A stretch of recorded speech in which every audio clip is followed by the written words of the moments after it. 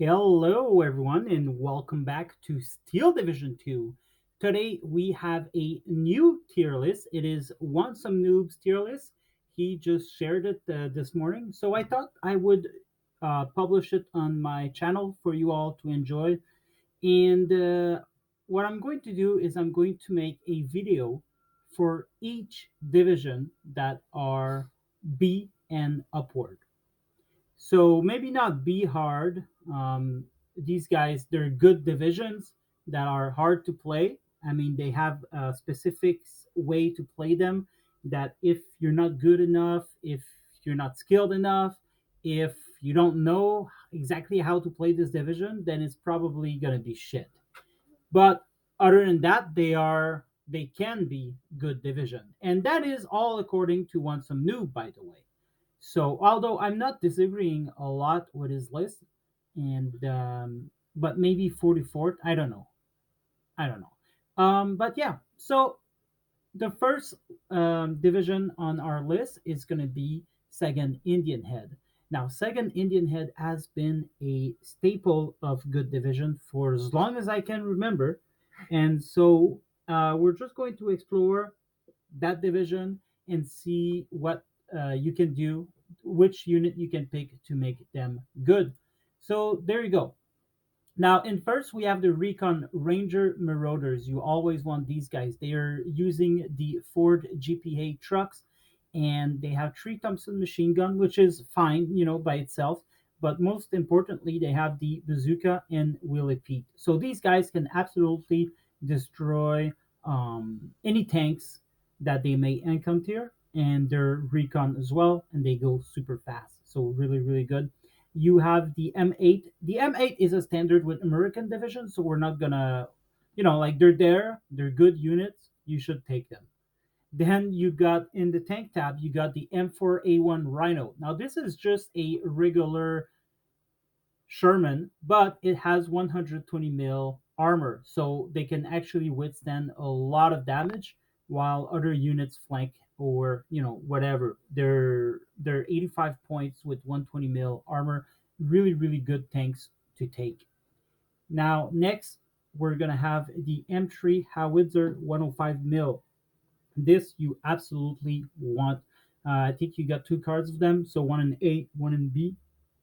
They do 130 millimeter penetration on armor with their heat rounds, so that's not to take lightly. They shoot at 1500 meters, so they can absolutely destroy everything. You put them in phase A, you got three really good AT tanks, AT and HE as well. So they're versatile and they're cheap, and that's the reason you want them. The Ranger T30 HMC, well, they do heat damage, so they can kill light tanks and stuff like that.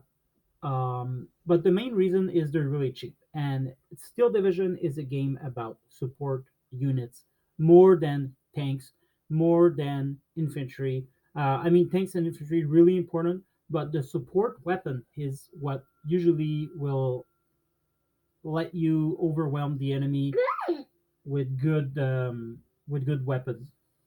All right, so Ranger T30, really good support weapon for the price, so I'd suggest you take them. Then we have a little bit more expensive in the support tab, the M4A3 105, and this is a 2K range 105 millimeter HE shell. So again, that's really good. They do 130 millimeter penetration. Basically, it's the same thing as the howitzer, but a little bit more expensive with a little bit more, well, a whole lot more armor, and also has machine gun. So this is a really, really good offensive support weapon. You could use it to defend at 2K range, but you could also use it in towns and stuff like that, at medium range, and hope to get some kills. You only got two though, so be careful with these guys. Then next we have the M5 gun 76 millimeter. These guys with the APCR shells will do 185 millimeter damage on 2K range. Now remember that the further you are from your enemy, the less penetration you get. But at close range, they'll do 185. Um, unless APCR does the same damage at every range. I don't know. I rarely use APCR. But yeah, AP shells, they also do decent damage. These are the main anti-tank guns that you want on the field of battle. So take them, use them. They're not that expensive. They do require some supply with the APCR, so keep that in mind. But still, then you got the Lcat on the right here, 50 points, 185 damage again with the APCR. They do a lot of good damage with the AP shells, and they have 12.7 millimeter machine gun. That's not that important. These guys are expert ambushers. They go really fast, 81 kilometers an hour, front or backward. By the way, it goes at the same speed whether you reverse or not. So on the road, it goes really, really fast, and you want to use this to your advantage. They're not expensive and they kill big tanks. Then you have in my opinion, the best AA in the game, the Bofors 40 mil. You absolutely want these guys. Maybe give it one vet in B phase, or even in A phase to get two of them. Should be more than enough actually. And yeah, so these three you want in your deck.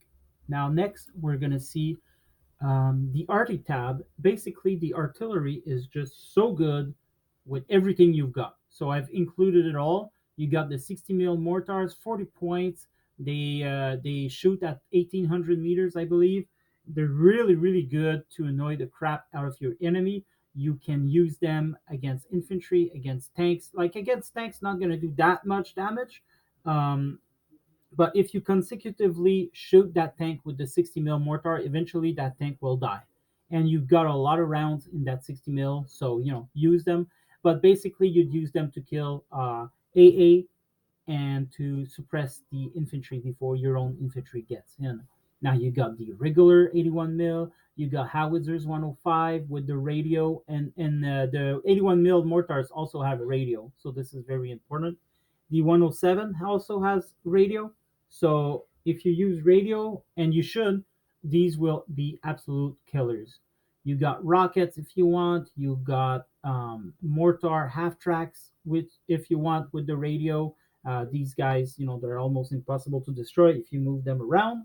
You got the long tom 155 mil with the radio. These are absolute killing power, killing machines. And you got the off map 203 mil. So, everything is good here. In terms of planes, they're expensive, but they're really, really good. P-47 with 127 mil HESAP rockets. They got 12 of them. So this will kill a tank.